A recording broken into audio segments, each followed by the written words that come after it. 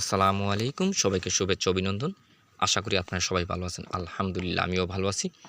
আজকে আপনাদেরকে দেখাতে চেষ্টা করব যারা এই মৌসুমে আপনার সিম গাছ রোপণ করছেন। দেখেন সিমের ভিতরে যতগুলো সমস্যা হয় তার ভিতর সবচেয়ে বড় সমস্যা হলো গুঁড়ি পচা। দেখেন এই যে একটা গাছ, এই গাছের দেখেন পুরা গাছটা এরকম গুঁড়ি পচে গেছে, গাছটা নষ্ট হয়ে যাচ্ছে। এই যে দেখেন একই অবস্থা, এই যে দেখেন, এই যে দেখেন পুরা গাছটাই নষ্ট হয়ে যাচ্ছে। এই যে দেখেন এরকম যাদের এরকম গাছ যাদের আপনার ওই সিম গাছ যাদের এরকমভাবে গুঁড়ি পচে যাচ্ছে, তারা যদি একটা দ্রুত ব্যবস্থা গ্রহণ না করেন তাহলে কিন্তু আপনি পুরা সিম গাছ নষ্ট হয়ে যাবে।